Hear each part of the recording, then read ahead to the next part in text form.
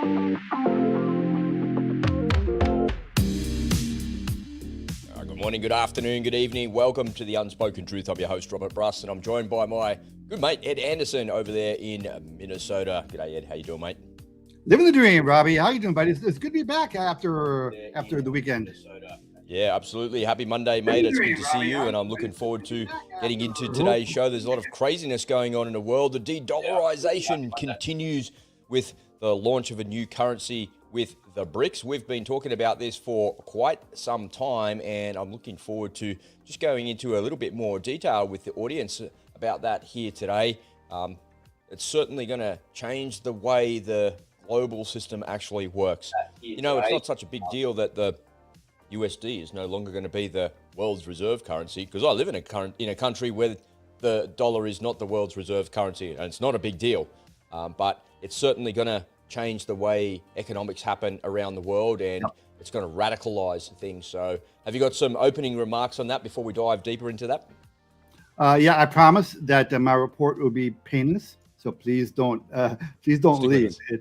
And it is an important topic. Last week, I did a brilliant presentation on CBDCs, and this is the natural follow-up. So we'll paint the picture for you. We'll nail it all down. And if you haven't watched that, go back and watch that entire.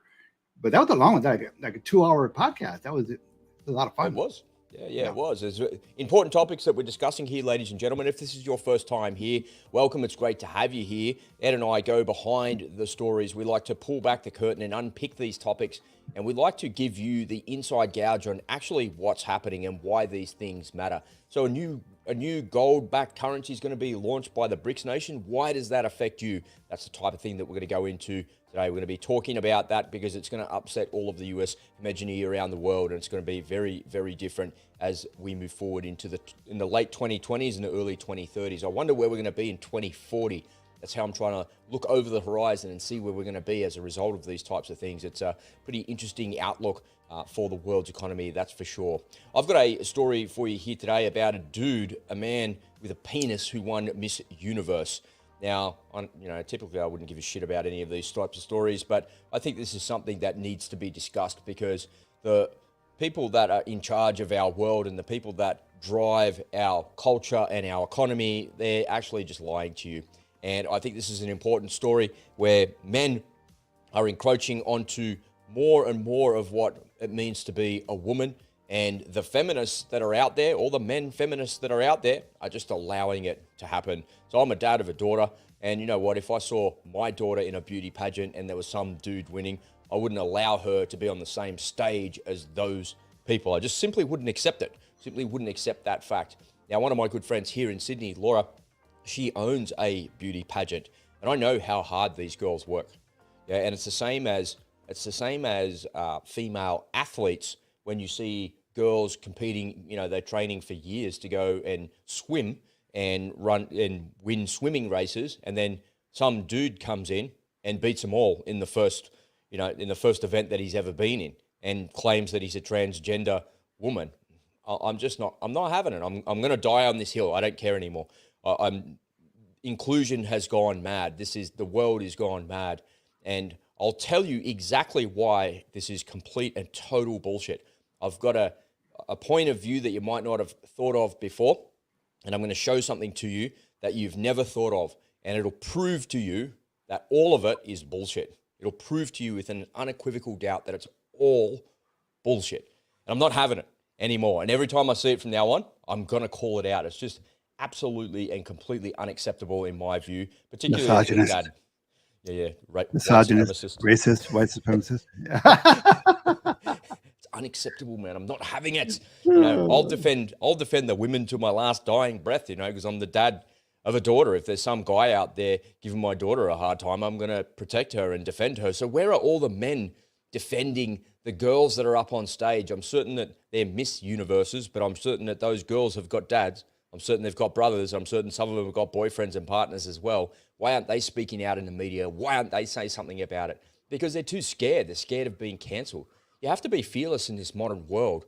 What are you scared of? Are you scared of being called names, sticks and stones? What are you scared of? I just don't understand. It's a very, very strange, upside down world. And I'm going to prove to you in one click of a mouse, I'll prove to you that this is all bullshit. And you'll leave here listening to this thinking, yeah, that's true.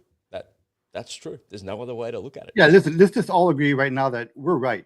So that's it. And everybody else is wrong. That's why they keep calling me a racist. Man, oh man, I went into the Twitter swamp. I waded into the Twitter swamp neck deep, man.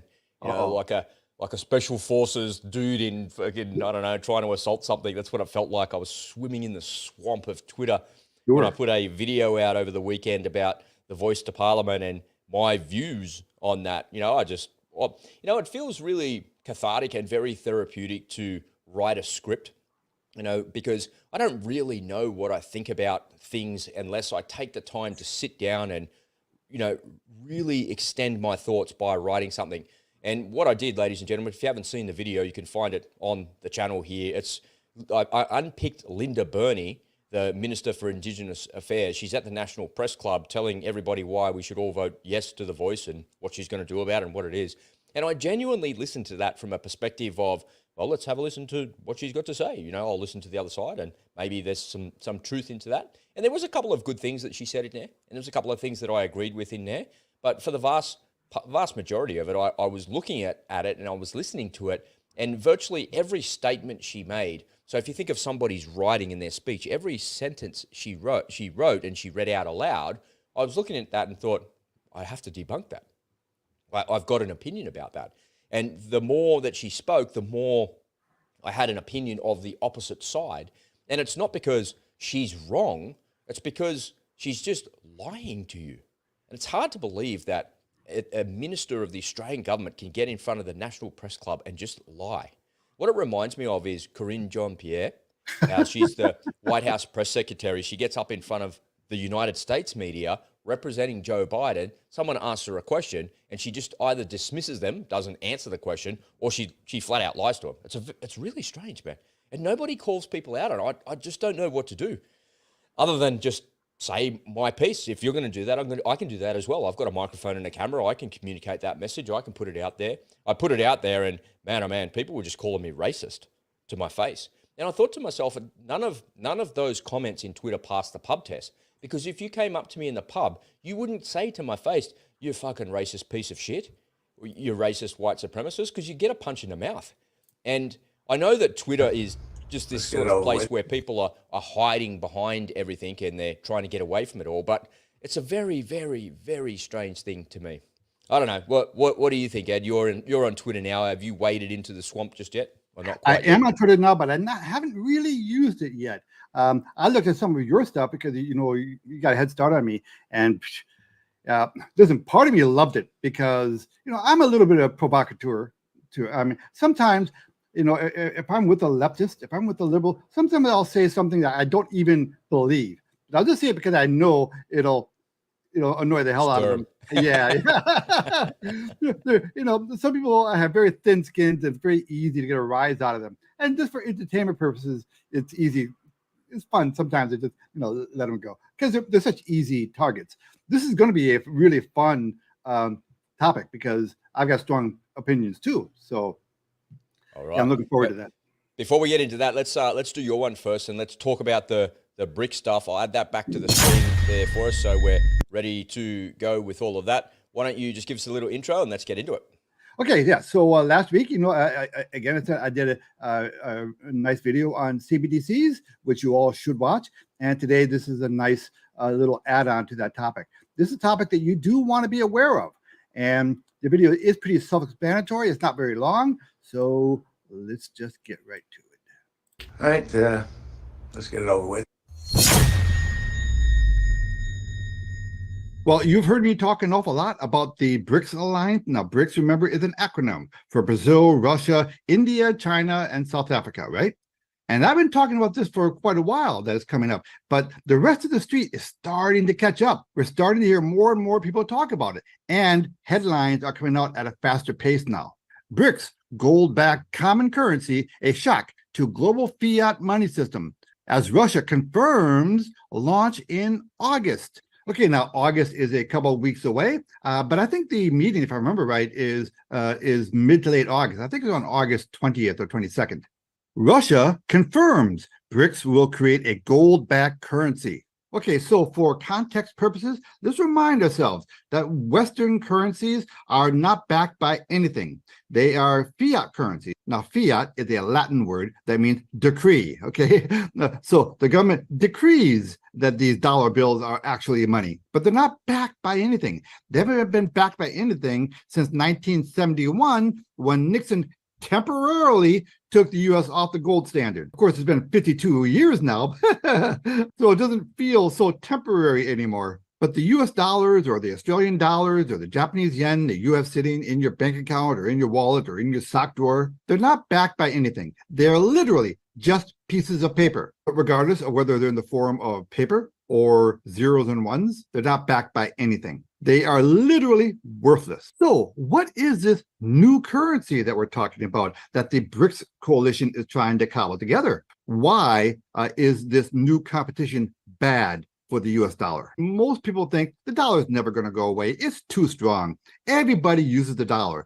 All these central banks around the world, they have to keep US dollars in their banks as reserves, right? Because we all know that the petrodollar is the dominant form of transaction for international trade. And so here we see the original cast of characters, the 5 original countries in the BRICS alliance. So how BRICS countries help to define a truly new world order. Okay, now we're getting to the nub of it. Now, the assumption is that this new currency is going to be backed by precious metal, primarily gold. And a lot of people are speculating that this is why a lot of big central banks around the world, particular countries, have been hoarding gold. This is out of January this year. China extends gold buying with fresh flows to central bank. And this is from just a few days ago. China continues to de-dollarize reserves as gold stockpile climbs for 8th straight month. So China and Russia and other large central banks have been building their gold reserves in a very dramatic fashion. So this is why this coalition is so important. Okay, so between the original 5 BRICS countries, they have a total of 3.2 billion people. That represents 41.4% of the world's population. So just between the original 5 BRICS countries, they represent over 40% of the world's population. Okay, so this is a map of countries around the world who are current and proposed members of the BRICS Alliance. Now, it's kind of hard to see here, but some are deep red and some are like maroon. But the BRICS Alliance is much larger than the original 5 countries. As of May of this year, more than 30 countries wanted to join the BRICS Alliance. And this is just a couple of months later. Remember, a couple of months ago, there were 30 countries applying for membership. Well, now 41 countries have applied for BRICS membership. From 30 to 41 in 2 months. This alliance is growing every single day.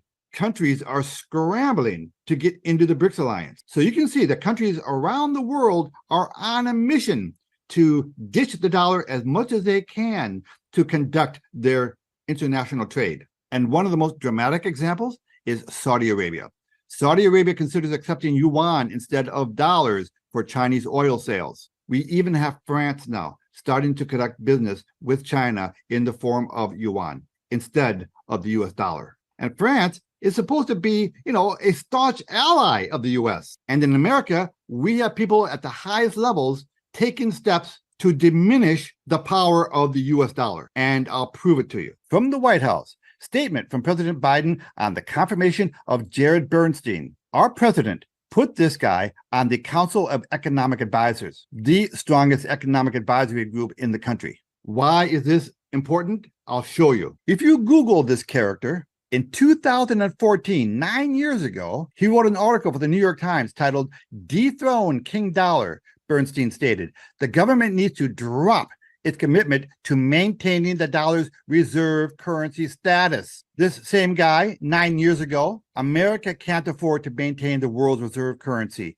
Dethrone King Dollar. So now we have this guy, Bernstein, who is the chair of the Council of Economic Advisors, who is actively hostile to the US dollar being used as the world's reserve currency. This is bizarro world. This just goes to show you that these people do not like America. Is anybody paying attention to this? Okay, so let's talk for a second about what is actually going on here in America. Federal Reserve announces July launch for the FedNow service. That's right now, right? This FedNow is being launched, literally like as I'm talking. And I've talked about this FedNow program ad nauseum here. But let's put an exclamation mark on what this means. So right now, if you wanted to wire money to someone, it would go from you, right, to the receiver.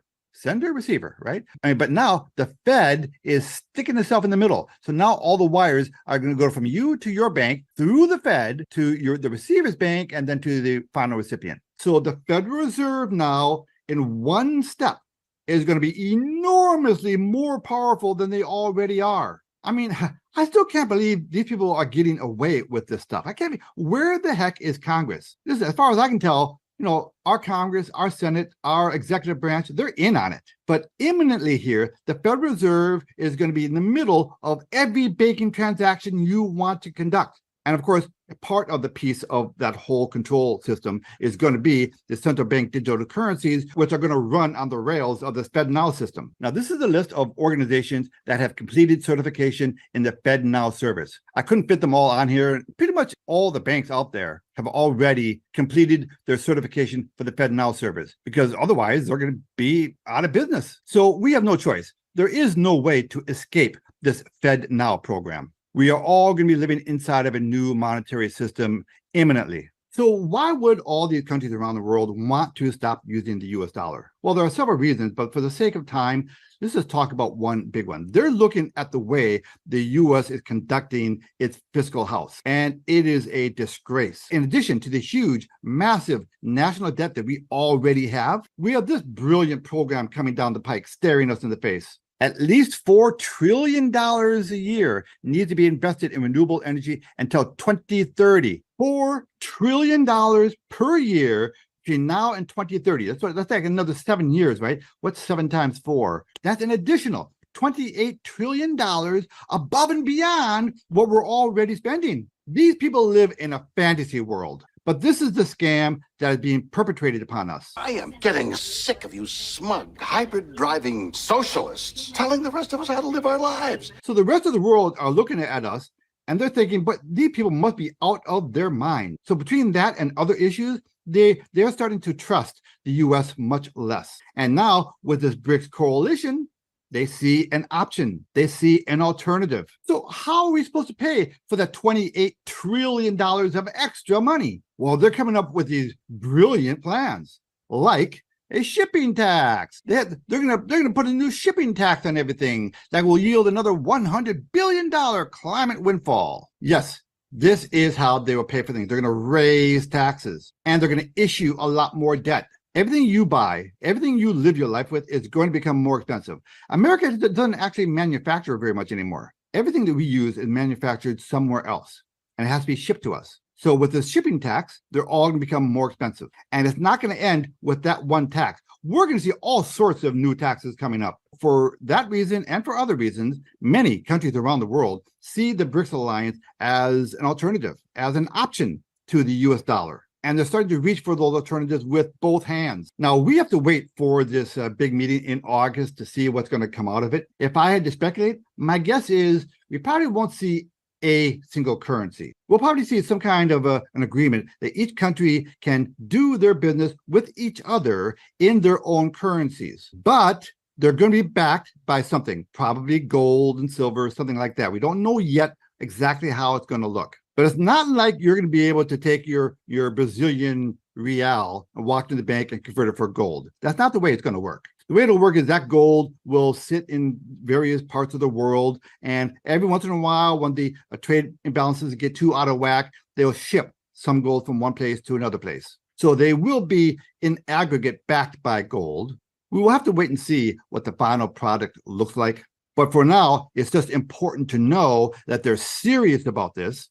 They're serious about providing an alternative currency to the US dollar as a reserve currency, as a trading currency, which means these countries will not need to hold as many US dollars in reserves anymore. And what's going to happen is those US dollars that they don't have to hold anymore, they're going to send them back to us. And when that money comes back to our shores, that tidal wave is going to fuel more inflation here in America. Oh, have I got your attention now?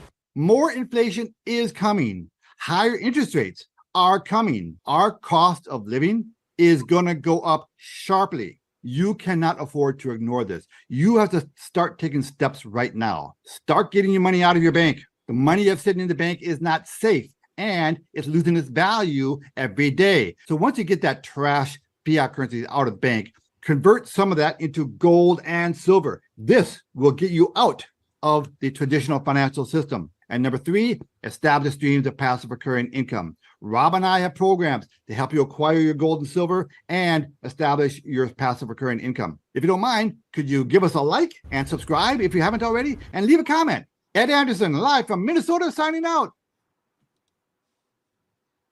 Crazy, man. You seemed like you were a bit fired up in that little monologue there. Well, you got to try to get the message across any way you can. Yeah, sometimes this stuff just burns me, right?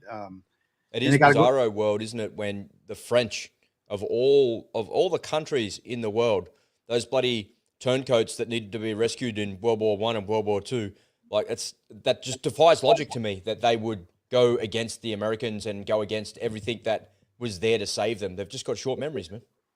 Yeah. Well, as far as I'm concerned, I'm welcoming this BRICS alliance new currency. Competition is good. It's good. It forces you to be better at what you do, right? In this case, our American politicians and the people who safeguard our monetary system, they've screwed it all up big time. But that's because their bad actions didn't have any consequences. There was no accountability, right? No one was holding them accountable. So this is kind of a way, in aggregate, of making them be accountable. If they want the U.S. dollar to maintain its world reserve status, they're going to have to change their way of doing business. But it's too late, honestly. And in my presentation tomorrow, which I've already gotten prepped, I'm going to be talking about that exact topic, how our system is irredeemable. It cannot be saved. It has to fail. So tomorrow, I'm going to be telling you why our monetary system in whole has to fail. This BRICS coalition, all the people are looking out for their best interest, right? And you got coalitions like the African countries. They're getting together and they're creating their own little coalition. So when you have people of like minds and of similar interests pooling their resources together, pooling their influence together, that's a good thing. So I am actually looking forward to this new BRICS. I mean, I'm curious to see how it's going to play out. I think you nailed it, how it's going to work, because they're already doing that already. So if the Iranians want to trade Iranian dinar, I want to say, with the Chinese, then they can do that already.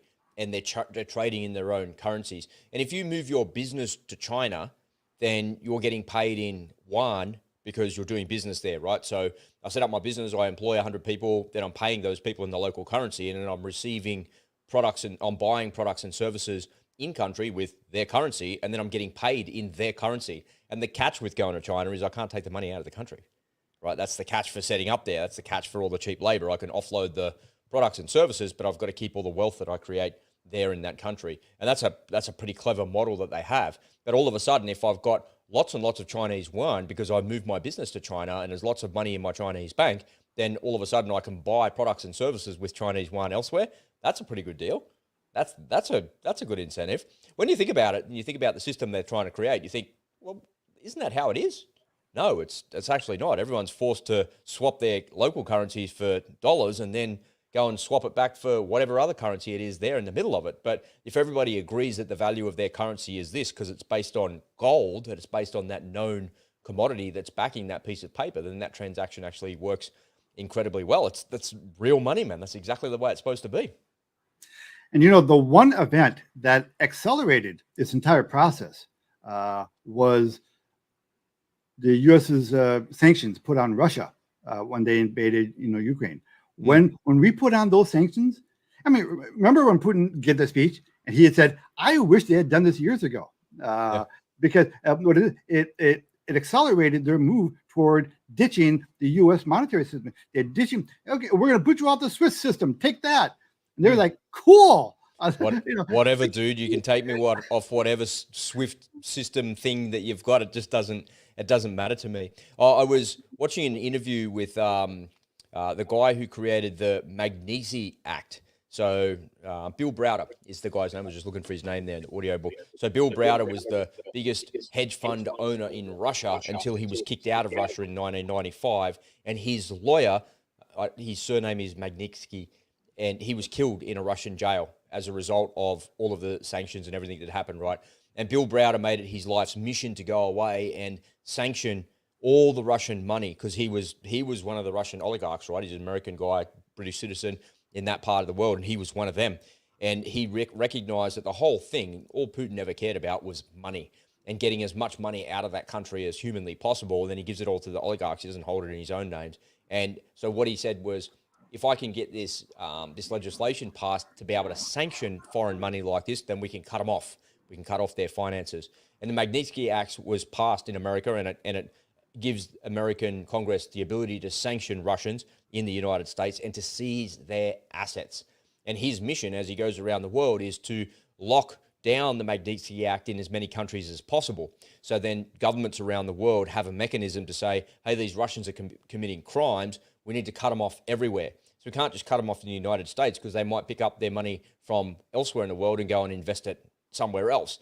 But if we can seize the assets that they're investing into using that mechanism to make it happen, that's where he's really hawkish about all of these things, right? And seeing that. But to your point, when you look at how all of these sanctions come about, whether it's through the Magnitsky Act or some other mechanism that governments around the world use, they're now saying that we're going to seize those Russian assets, give them to Ukraine, and that's going to be their reparations to rebuild the place. I saw a report the other day saying that it's going to cost more than $1 trillion to rebuild Ukraine based on what it is, but they have about $330-something billion in Russian assets. So it's about a third of it. So where's the other 2/3 of it going to come from? Well, that's BlackRock and Vanguard and all of those companies that are actually going to front all of that to rebuild it. But I wouldn't be surprised, and all jokes aside, I wouldn't be surprised if there was some element of BRICS in there, because it's impossible to trade. It's impossible to do global trade with countries that are not part of it. And it's the same as a Caliber cruise missile crashes in Ukraine. The engineers get hold of it, they pull it apart, it's full of Western components. And that's because the Russians trade with the West, then the West trades with Russia. So what makes you think that we're not going to be able to rebuild it? And in that interview with Bill Browder, it just shows you the giant circle jerk that all of this actually is that we put all of these sanctions on Russia, and the Russians are like, yeah, whatever, man. I'm glad you've finally done that. But we don't sanction their oil. And the Chinese and the Indians are buying all of the oil, processing it and selling it everywhere in the West. We're buying the money off them. They're using the money to buy more oil, which is funding the war. So, and then we're giving weapons to Ukraine to try and stop the Russians. But we're giving the Russians the money through the sale of their oils to fund their war machine. But then we're giving them weapons on the other side of it. So if they were serious about stopping the war, they would have sanctioned the oil right from the start, right out of the gate, from the get-go. But they didn't do that. And the interviewer said, well, how would you sanction the Russian oil? And he goes, well, you just don't give the insurance to the shipping companies. So you're essentially sanctioning the shipping companies and saying anything that flies cargo under a Russian flag now is no longer insured. And then you don't allow anything that has Russian cargo in it to come alongside in any port in the world, and you would sanction it properly. He goes, it's actually pretty easy to sanction them because you're doing that to companies. You're not doing that to governments, and the companies are forced to comply because of money. But we're not doing that, so we are actually funding the right. Every time you put petrol in your car, every time you fill up at the gas station, Ed, you're funding the war in Ukraine. And our governments are sending gazillions of dollars to Ukraine to try and stop a war, but you're funding the war.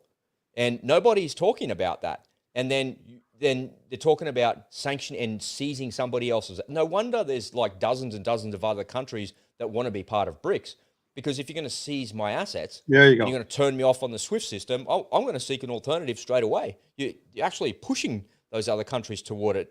And it's no surprise the French are moving towards it, or the Saudis are moving towards it as well, because they just want to expand their economies and they want to grow as well. They want to be able to trade without being hamstrung by some other bullshit system that's already there because some other country owns that, whoever that country is. It's ridiculous. Well, geopolitics can be very nuanced, right?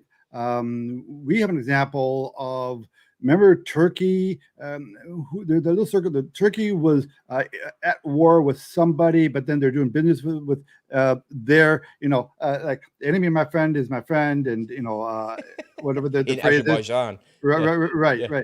So it's kind of strange how things sometimes, reality is stranger than fiction, and that's and we see it. But our American politicians, these people lack imagination. They lack creativity in this subject matter.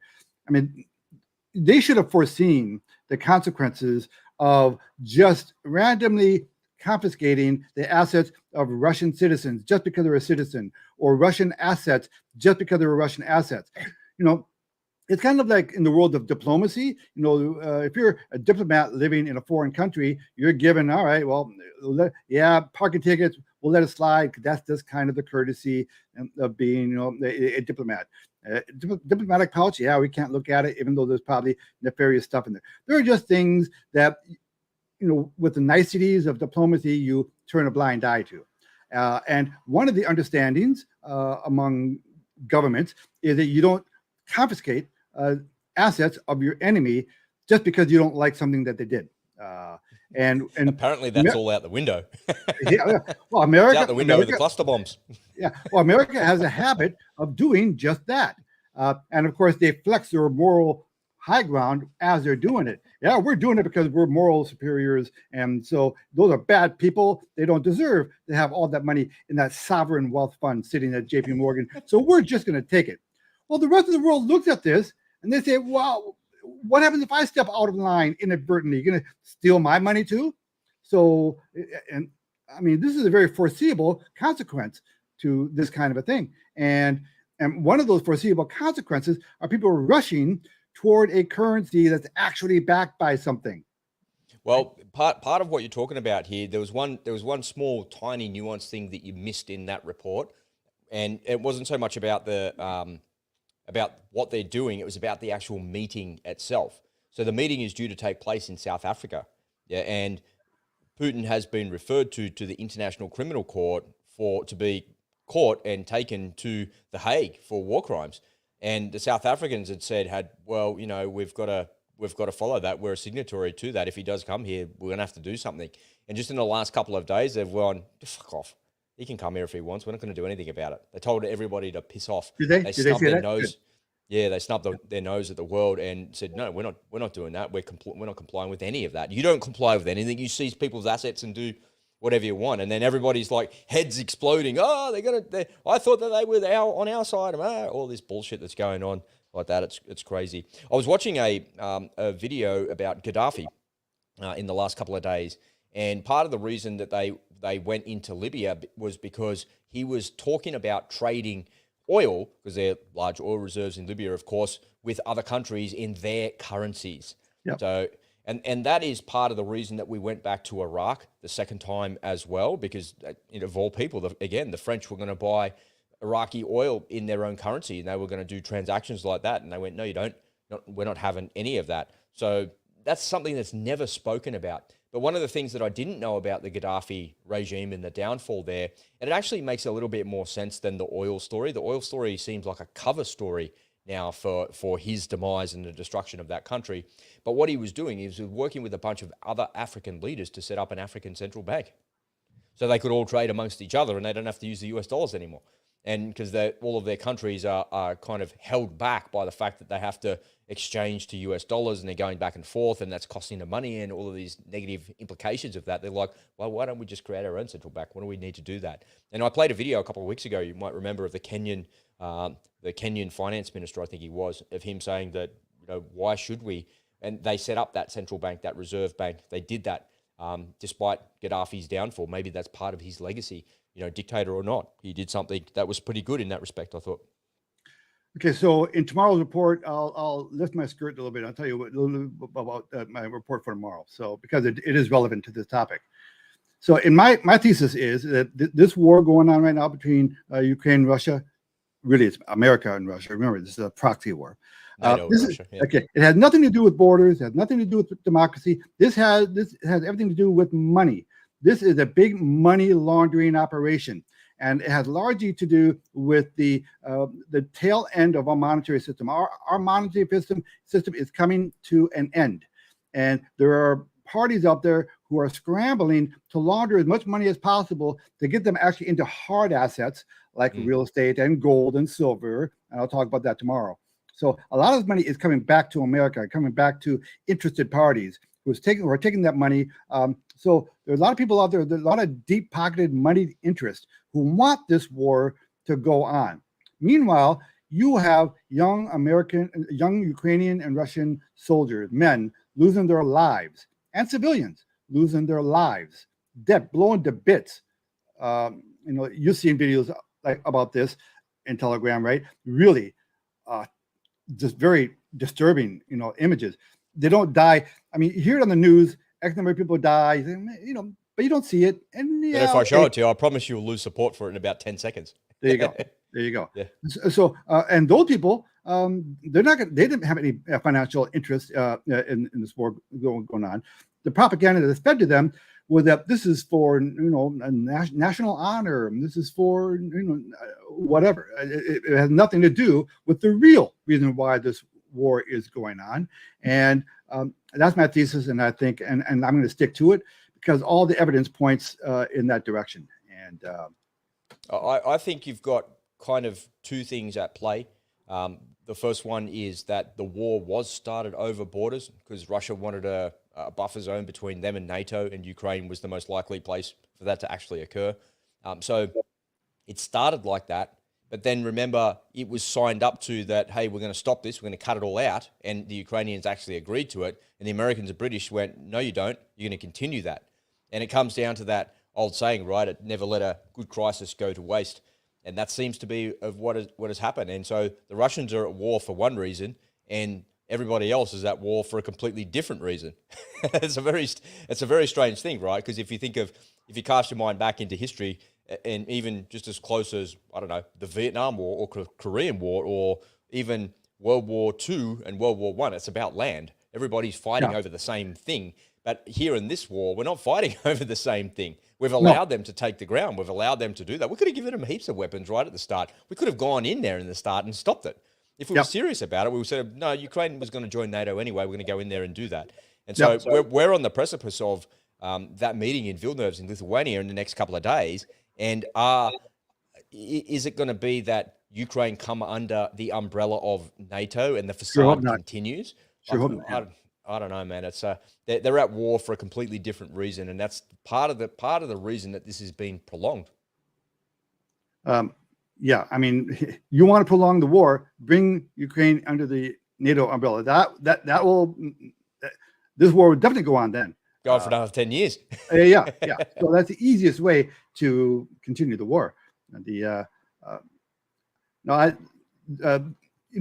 Modern warfare. I think from here on in, really from like the Gulf War on, modern warfare has been nothing about national security, really. That was the last one, wasn't it? The first Gulf War, when we kicked Iraq out of Kuwait, and then we got the hell out of there. Yeah, and then from then on, it was all some other bullshit, man. Some other political bullshit from there on. And look, World War I, World War II, maybe you can argue the Korean War were the last wars fought for existential purposes. Since then, wars have been fought mostly for moneyed interests. If I were a soldier today, or if someone would think, if someone asked me my advice, think, well, I think I should join the Marines, join the Air Force. Well, if you join the Marines or the Air Force or anything, get a job as a clerk. Don't because man, although you're going to be going to war to make other people rich, to defend wealthy people. You end up being an instrument of the government and an instrument of the deep state. And I would say that to anybody, any military age male out there considering joining the military, don't do it. And if you're in the military, get out as soon as humanly possible. Get out. I don't support it at all in any way, shape, or form.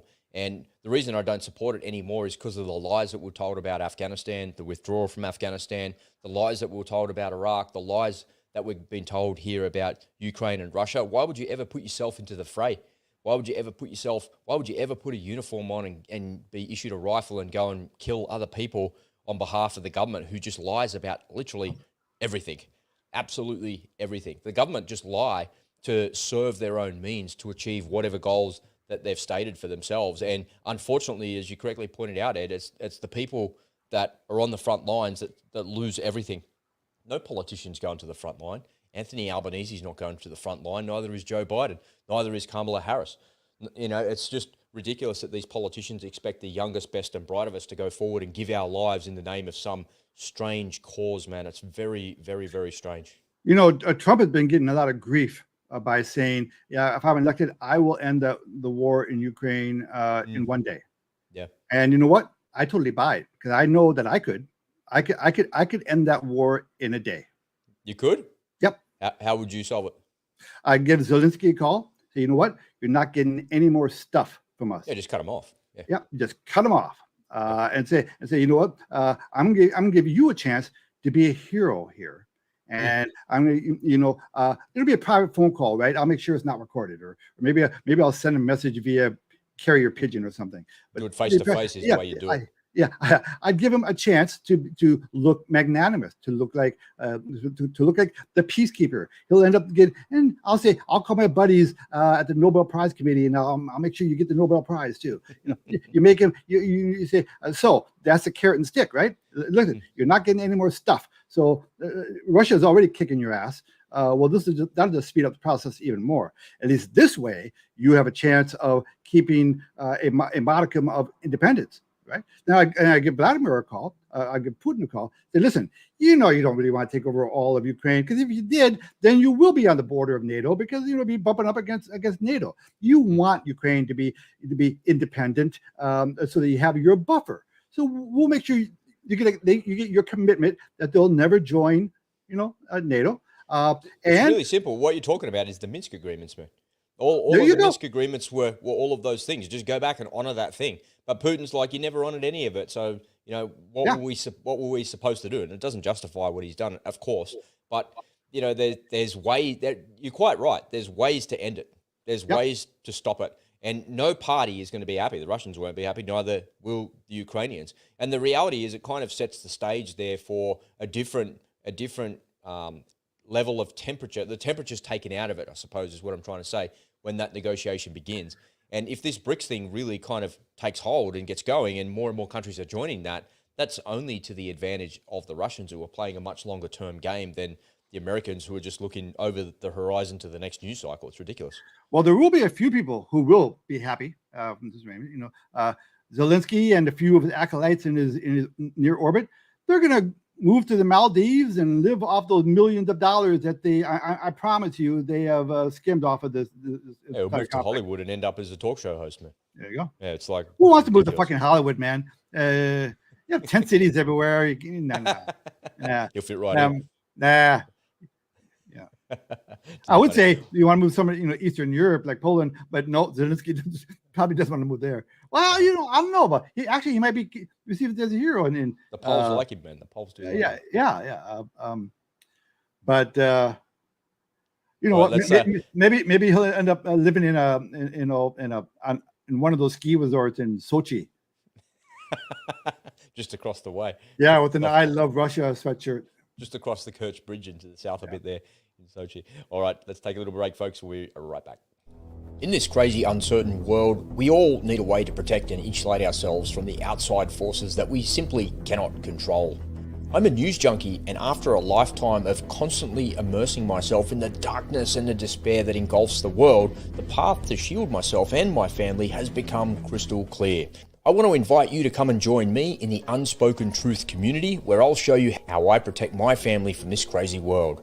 You'll get access to 3 masterclasses worth over $1,000, as well as our live events, training, and community of truthers just like you. Come on over to the unspokentruth.com.au and join us for just 50 cents a day. What are you waiting for? Get started now at the unspokentruth.com.au. Ed's holding up his silver Skippy coin there. That's how you protect yourself. Yeah, there it is. Yeah, nice one. In honor of God save the Queen. God save the Queen. There it is. Dude, nobody's going to save us, yeah? Maybe I could start off with a better slide. I started at the top of the show, ladies and gentlemen, saying to you that a person with a dick wins another female contest, and I think this actually graphic sums it up pretty well. You might remember this dude from COVID. This is gym owner Ian Smith, who refused to close his gym in New Jersey after giving a truth bomb. So here's the truth bomb. Everything the government is doing right now is designed to make you fat, weak, stupid, depressed, lazy, and reliant on the crumbs they wipe off their plates.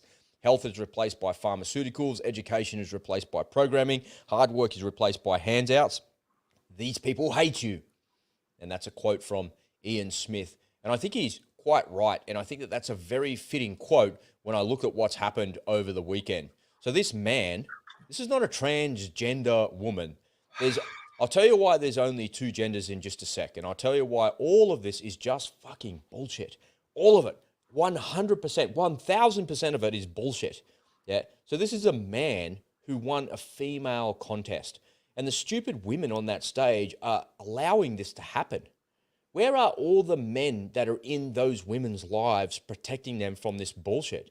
You know what? This bucktooth freak, this person is just like ugly as sin as to me. And the fact that he's got his penis tucked between his legs while he's wearing a dress on stage and now is crowned Miss Netherlands. Are you kidding me? I just think the world is upside down, man. And remember, I always say, ladies and gentlemen, that the definition of Satanism is the inversion of reality. The satanic people that own these cults are the ones that are inverting reality. They're the ones that are, there's a panel of judges there describing why this person should win this beauty pageant and this competition for a variety of different reasons. And the panel there has been stacked against you because it's run by Satanist, devil-worshipping, child-molesting freaks. And I don't say that they're all pedophiles, but you know what?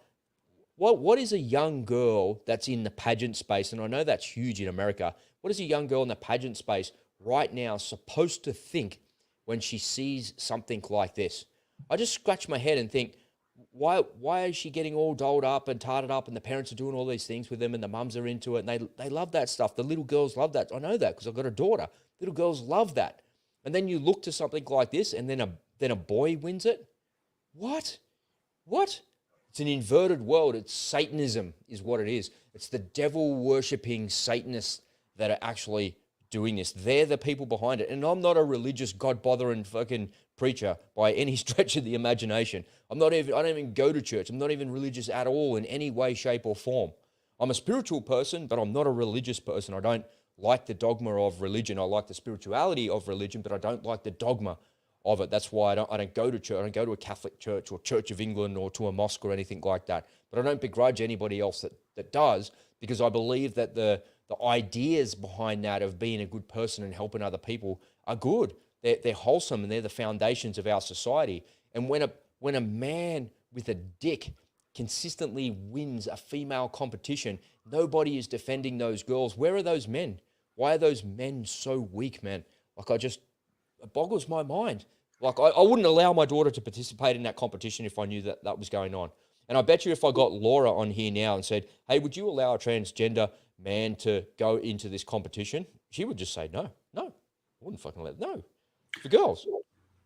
Well, let me just say that the fact that a man won the Miss Netherlands, beauty contest, whatever it's called, beauty contest, just shows that men are better than women.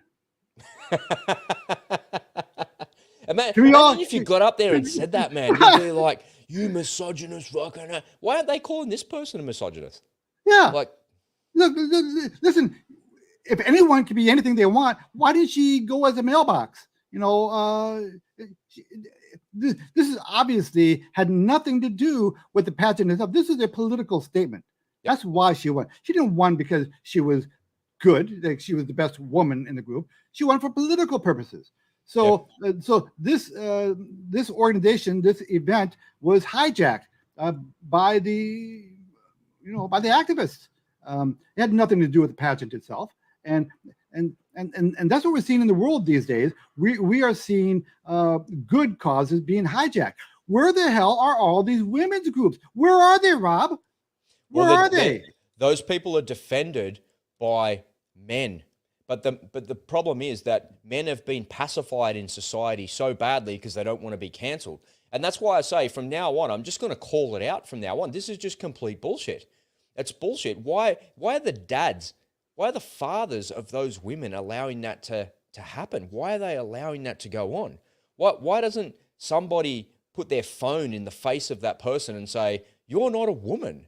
You've got a penis. You're competing in a women's competition and you're pretending to be a girl. You're a man in a dress pretending to be a girl.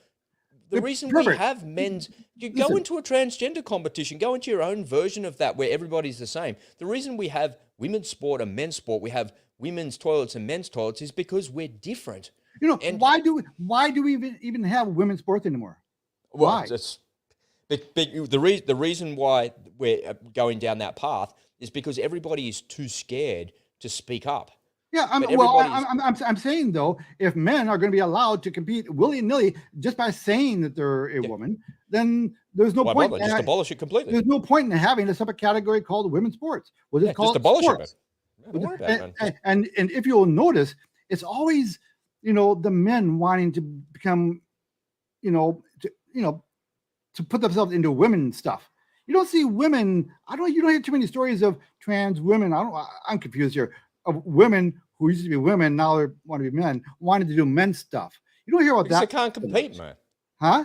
Because they can't compete. Well, You can't put a woman into professional athletics or into NFL or into boxing. Like, are you kidding me? Like, why? But why are we allowing it the other way around? I think also, the way you describe it where it's a society of endless inclusion.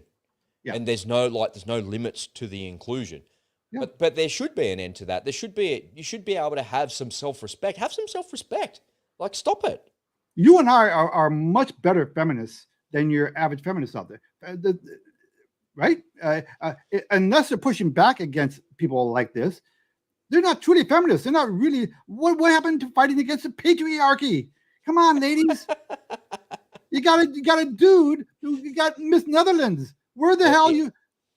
Swimming competitions, weightlifting competitions, fucking all sorts of sports, man. Here in Australia, rugby league and AFL, blokes playing in those leagues just mowing down these girls like they're nothing, man, like they're children in front of them. It's awful.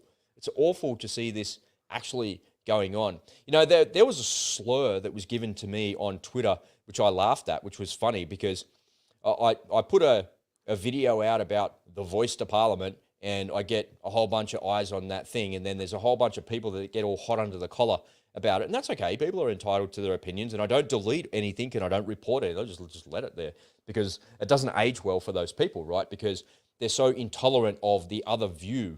And one person said, here's another anti-feminist, cis white supremacist. And I'm like, there were all the slurs in one sentence.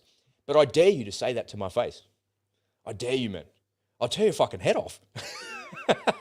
or I wouldn't because I wouldn't because it's so embarrassing that they're the words to describe me. And I promise you that person never clicked on the video. They clicked on it for like maybe 2 seconds and watched it for a second and goes, oh, this guy doesn't know what he's talking about. And they're making these claims about people that they would never say to their face. But he's saying that I'm an anti-feminist, like I don't believe that women should be empowered. I'm like, what are you talking about, you fuckwit? I've got a daughter, and 90% of my life is spent empowering my daughter. And everything I do is to give her a better opportunity in this world. And I promise you that every man out there that has a daughter or a son is doing exactly the same thing. Yeah. And this person to say that, like, without knowing anything about me, I think is just so embarrassingly laughable. And then they call me a cis, whatever that is. Like, I don't even know what that is. Is that like because I'm a straight white man and I don't like sucking dick or some shit like that? Like, are you fucking kidding me? Like, you have no idea where I came from. You have no idea the fights that I was in when I was a kid. You have no idea about the racism that I experienced when I was a kid with the Arab community and the fights that I was in with those Bankstown boys. You have no idea where it came from. And the reason you have no idea is because you'd last about fucking 3 seconds in my world. And these people on the left are so weak. They're so unbelievably weak. I'm going to show you, ladies and gentlemen. Let me show you here, Ed, and I'll let you jump in on this point because this will kind of this will make you laugh, I think. So what I want to do is I want to show you my screen here. Let me just do that really super quick. And I'll show you a couple of, I'll give you a little reminder of what happened when the war kicked off last year in January. You remember that the Russians created a rule that the men between 18 and 60 were not allowed to leave. And the people that were also not allowed to leave were trans people. Trans people are caught up in the war in Ukraine. I will not be held a prisoner, the trans woman turned back at Ukraine's borders. So what it does is it shows me trans women are reportedly being denied passage to safer countries despite their legal status as women and the danger possessed by Russian transphobic policies. So what it shows me is in Ukraine, they had legal statuses as women. So these people are allowed to say that they're women, but when push comes to shove, when the war comes, we need all the men. I don't care if you say that you're a woman. And all of a sudden, the government says there's only 2 genders. The government said it, yeah? The government said it. So it doesn't matter about your feelings. It doesn't matter about what you say about inclusion, about equity, about all of this stuff that you're talking about. None of that matters. When the war comes, there's only 2. Only 2. And the guy on Twitter calling me a cis, anti-feminist, white supremacist, racist, when the war comes, he'll expect me to go to the front. He'll expect me to pick up my rifle because I'm trained and I'm skilled and I've kicked doors and I've done all of that. He'll expect me to go, and he'll expect me to defend him because he's a white girly man sitting in the back using his words to threaten everybody. But when it comes down to physical violence, our whole entire world is based on violence. And Andrew Tate describes this really well. I like the way that he describes it. Andrew Tate describes the world being based on violence because if you don't pay your bills, a debt collector will come around and knock on the door. And what will they do? They'll threaten you. Yeah, they'll threaten to take away your home. They'll threaten to take away your property. And if you stand there and tell them to piss off, they'll bring the police around who's got a gun on his hip and handcuffs on his belt, and they'll handcuff you and take you away. And if you resist, they'll either tase you, club you with a baton, or they'll beat you down until you're not resisting anymore and put you away. And if you continue to resist, if you pull out a weapon of some sort, they'll pull out their weapon, and we've descended to the very bottom of society. Everything we do is based on violence because the people that enforce the laws of our society use violence to enforce those laws. So when these weak men that will not stand up for women, that will not say enough is enough, those same weak men require men, real men, to go and fight for them. And they want to stand behind those real men and go, oh yeah, I'm a patriotic Aussie, I'm a patriotic American. Look, we've got the best military in the world. Our boys are going to go and kick their ass. All while sitting behind they're just weak, insecure, weak people. And these weak people are the destruction of our society. In some ways, in some morbid way, I hope it happens, man. I hope it happens. I hope the destruction of society happens. I hope World War III happens. I never hope for those things, but it just kind of riles me up so badly because it goes to the heart of that saying that easy times and soft times make soft men. And all we have in our society is weak, soft men that are allowed to get away with calling me a white supremacist. Imagine if he called me a white supremacist to my face. Nah, bro, I'm not a white supremacist. I'm just a Westie from Sydney, man. And that punch in the mouth, I'll punch all of that out of your mouth. Like, you don't realize the most common denominator in society is not words, it's violence. And the people that run society are the most violent of all because they're the ones perpetrating all of the violence from Barack Obama onwards. Like, unbelievable, man. It's crazy. Yeah. Now, I think that I speak for both of us when I say this. We have a comment in the section there. Someone said, so transphobic. I don't know what, I think it's a piss take. I can't tell whether they're calling us transphobic or whether they're talking about a particular topic. Something, maybe we might have mentioned something. Maybe they're calling someone else transphobic. I don't know. What does that even mean when somebody says that? Oh, you're so transphobic. Well, you know, when you're phobic, that means you're afraid of it, right? I'm not afraid of it. Well, like a homophobe. A homophobe is someone who's afraid. I'm not freaking afraid of transphobes. You kidding me? So that's why it's so dumb, because you're denoting you're that kind of slur, whether that's a piss take or not. I think it's a piss take. But you know, it doesn't make sense because I'm not scared of anything. No, exactly. No, it's a buzzword, right? It's a way of painting you a certain way. It's a way of supposedly insulting you. Like that. I'm not quite sure whether this person is actually referring to us or someone else. I'll give them the benefit of a doubt. But let's make it clear, I'm not transphobic, and I know that Rob isn't either. If you want to, you know, tuck your dick in between your legs, go with God. Just don't do it in front of kids. Just don't go to, you know, story hour and twerk with your buddies in front of children. Just don't push your, you know, your mental illness. Yeah. Well, I call it mental illness. Just don't push your agenda on everyone else. Don't make me adopt your, you know, because that is tyranny. That is fascism when you do that. So people like out there who demand that we accept this, we accept that, they're the true fascists. Okay. They're the true, you know, that's the true tyranny in all this. Rob and I, live your life, man, and I hope you're happy. I have gay friends and great people. I don't know whether I have any transphobe friends. Maybe I do, and I just don't know it. Maybe they're really good with makeup or something. I'll ask Karen whether that'll be a topic. Boy, can you imagine that look? No, but I don't care as long just don't impose your belief system on everyone else. You know, when you do that, you're the fascist. Here's the thing, Ed, that I don't think they are imposing. Watch my logic here. Tell me what you think. Maybe I'm wrong.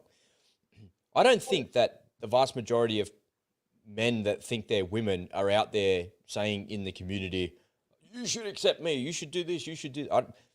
They don't seem to be very loud voices to me. It's everybody else on the left that's defending their right to actually be included. I don't know. That guy that called me, you know, an anti-feminist, white supremacist, racist. That guy is not transgender. He's just a dude. If he's gay or what, I don't know. Who cares? Like, that makes no difference. But he appears as in his profile picture as a man with a beard, and he's just a guy. So he's not. Why would you defend something that you're not? That's what I find really quite strange. Like, well, I don't know. I mean, I'm not a woman, but I can defend a woman's right to. You know, yeah, whatever. But that's kind of general in society. Like what you're talking about with, you know, being transgender or whatever they are. That is like such a small, tiny, itty bitty percentage of society. How can they be so loud? The reality is, it's not. I don't know any of them. You don't know any of them. No, I don't know any of them.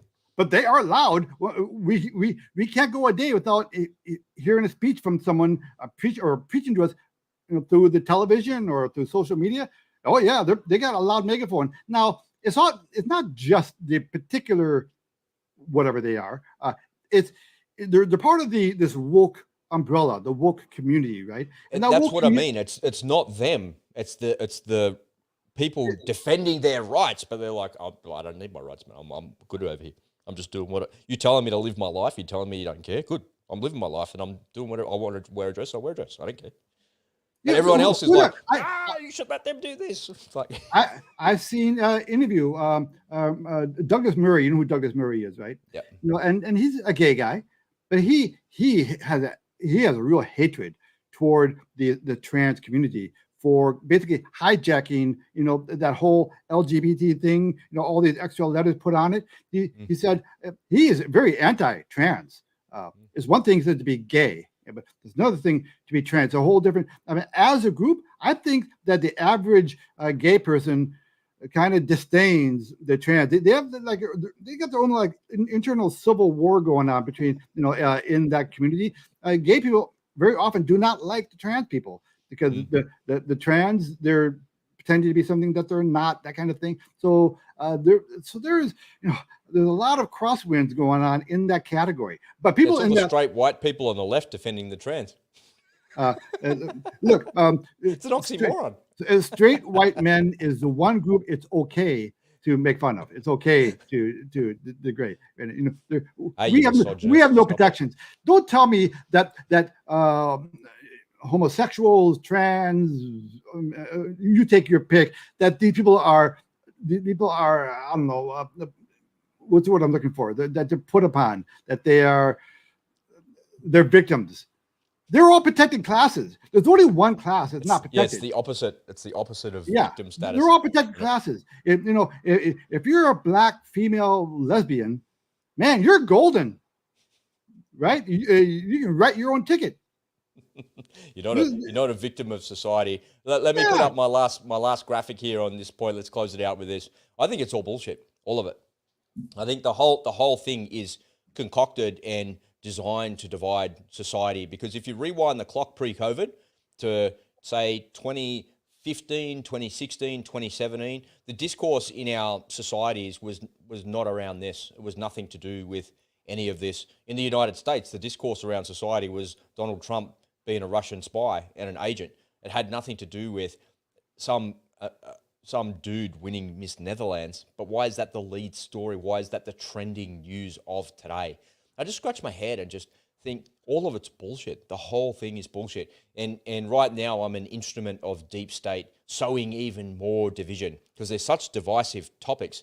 And in some ways, what I think, it's like the Chinese enemy man pulling the pin out of the grenade and just lobbing little lollipops into our rear. And they know that when we're a divided society, yeah, literally, excuse the pun, right? Yeah. They're lobbing those lollipops over the front line of everybody there that's protecting, of all the masculine men on the front line in the military. They're just lobbing it into the back and saying, there you go, chew on that. And everybody turns around. They're all fighting each other without realizing that the enemy are maneuvering on you. And, I listened to a really good Jocko podcast the other day, and I thought that part of the military doctrine that he was talking about was true. So it was his 4th of July monologue, if you like, and he was talking about the Civil War. And he was talking about this battle that was going on, and one side was getting the upper hand, and then the other side kind of got the upper hand, and they maneuvered. And he talked about the lull in the battle, and he said there was a lull in the battle, and everything kind of stopped. Everything went quiet, and there was all smoke over the battlefield, and the battlefield like calmed right down, and the smoke was settling on the battlefield. And then one side looked up and they realized the reason why everybody was quiet. And that was because the enemy were maneuvering on them. And he said, that's a metaphor for life, is when you look at your life, and I think it's a really important lesson. His podcast is all about looking at leadership through the lens of war. And it's an important lesson when you have some quiet time and you have a bit of downtime and there's a lull in the battle of your life. And every day is a battle, right? You're going to work, you're working away, you're doing these things, and you're competing with 1,000 different things. When there's a lull in the battle, you should never stop. You should continue maneuvering on your enemy. And what's happening is that while there's a lull in the battle right now, we're not at war with China. We're not at war with the communists. We're at war with Russia. Yeah, we are. NATO's at war with Russia. So is Australia. We're at war with Russia. Yeah, but while we're doing that, while we're facing over there, the enemy are maneuvering on us. The Chinese are maneuvering on us, man. BRICS are maneuvering on us. The South Africans, of all people, are maneuvering on us. The Indonesians are maneuvering on us. Yeah, the Chinese are, the Brazilians are, and there's those 30 other countries in BRICS. They're all maneuvering on us because we've got all of our attention focused in Russia. And they're maneuvering in a way that's going to destroy the economy of the United States as you know it and change everything as you know it. And it's a metaphor for life, but it's also a metaphor for your behavior. Don't ever, when there's a lull in the battle, don't ever let your guard down. It's time, when there's a lull in the battle and there's quiet time, they're maneuvering on you. What are you doing in your life where you can get the upper hand and get into a flanking position against your adversaries, against your enemies? It's not happening here. And what we're seeing is the systematic destruction of our way of life by division in our society where men can be women and women can be men, and everybody just has to shut their mouth and accept it. Otherwise, they're going to be a cis transphobe, white supremacist, racist. And I'll need you cis transphobe, white supremacist, racist, to go forward to the front and protect me from the evil hordes at the door shortly, because I'll be here shortly. And I'm just like, no, I'm not going to defend you. I'm actually going to let you burn. I hope the whole fucking world burns down because of you. You're the ones that position that. And I'm just going to step out of the way because I'm all right. I'll protect myself. I can defend myself. I'm just going to let it burn. I'm not helping anybody, man. I don't know. Just like, what do you think's going to happen? That's me maneuvering on you. Well, dividing society. I'm going to maneuver into a position where I'm just going to step out of the way and I'm going to let them take you away and you're just going to burn. Good. Well, we are entering the phase right now where soft men create hard times. We have hard times coming up because of the soft men.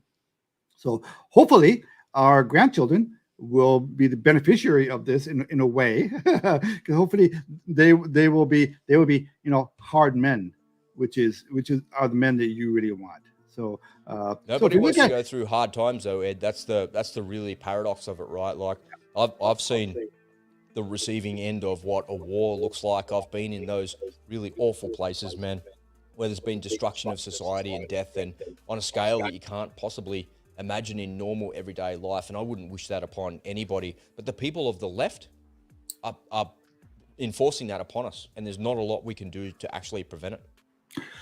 Well, I think Miss Netherlands gives new meaning to the phrase "God save the Queen."